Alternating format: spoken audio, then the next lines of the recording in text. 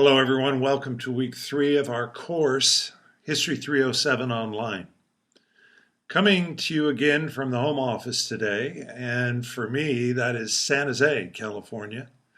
But wherever you are, it is equally true for all of us, and we only have to look up to see the history going on outside our windows. Or for that matter, just look in the mirror, right? Yeah. Well, and it occurs to me that these various issues which have framed our lives over the last year are pretty well rooted in world history, and specifically in our human past. This week, our guiding question is, when did we become human? And what does that mean to say we are human? It turns out there's a history to everything, including how our human species, Homo sapiens, emerged on the world scene about 250,000 years ago. Yet finding very old fossils in the earth that resemble us and scientifically dating them to give us a sense of when we first arrived, well, that's one thing. But deciding what makes us human and a specific type of human, remember there's more than one species of human being in our past. Well, that's quite another question. We'll continue answering that question this week as we look at the who, what, where, and when of becoming human in history. I think some of the answers you find might surprise you. So yeah, climate changes are continuing, political fires are burning, and viruses are infecting. And nothing seems quite normal about our modern life right now. It's not unreasonable to ask, why? Some of you may wish to frame that question in terms of our mythic storytelling traditions, maybe religion, while others may choose an answer grounded in history. As a historian, I might suggest a better question is whether modern life itself, having developed only in the last 250 years, is in any way normal. What is normal anyway? Perhaps we are experiencing, or what we're experiencing now with climate change, political upheavals, and pandemics is just a logical outcome, if not exactly a desired one, of the type of civilizations we have created. It's very normal to see the age we are living in now as somehow representing the height of human progress, as if we could draw a line from the early starting point of our distant ancestors in the Paleolithic era all the way down to our time.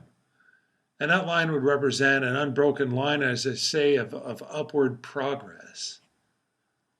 Look, it's a pretty standard way of seeing things, and yet as we can truly appreciate, our modern lives have never been more framed with uncertainty or doubt about what is to come. I know that because the pharmaceutical industry is making a killing these days on both antiviral and anti-anxiety medicine. Apparently, modern living is itself an anxious proposition. So here's what I suggest. As we look back at a more distant human past over the next 2 weeks, take seriously the lives that our distant ancestors lived, and don't assume they were somehow worse off or not as advanced as we are now. Instead of seeing a straight line of progress between them and us, them here, us here, take them on their own terms. Look at the challenges they faced and the solutions they created. Get a sense of the lives they lived. Do you suppose they had anxiety? And if so, what solutions do they seem to offer for the challenges confronting their lives, and how well did it all seem to work for them? Key for you this semester will be watching the video lectures that I post. Students often ask if they should take notes, and the answer is, you're certainly welcome to take notes, maybe jotting down some of the key concepts or main ideas. The lectures are really fundamental to the whole class and what I expect you to learn. The exam essays you write for me this semester, for example, are based mainly on the lectures. To back up the lectures, we also have a textbook, Robert Strayer's Ways of the World. And I provide you with study textbook questions for each unit of the course. So check the Unit 1 module for this round of study questions. The purpose of these study questions is to help you focus on the material I expect you to know. They're not required for you to turn in like an assignment or anything like that, but rather they're meant just to help you focus on key questions in the reading. To be successful in this course, pay attention to the big ideas, even the main chronologies. Look, I'm not telling you to memorize dates, but rather to maintain a clear and general framework of understanding for the historical context we study, the who, what, where, and when of what we study. Otherwise, world history is big. You know, like when you were a little kid at the shopping mall, and it's easy to get lost if you don't have a pretty clear idea of where you are at all times. That's one of the reasons we'll do geographical map quizzes this semester, to help us understand where we are at all times. Now back to the business of running our class. Let me offer a few additional insights into how things will typically go this semester.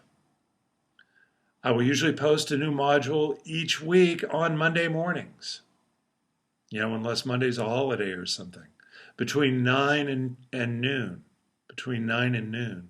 You can always check your syllabus schedule to see what work is assigned for that week, or you can check the weekly checklist I put in each module. Now that you have submitted your first graded work, I can tell you to expect a score from me entered into your Canvas gradebook anywhere from a few days to a couple of weeks after the submission deadline.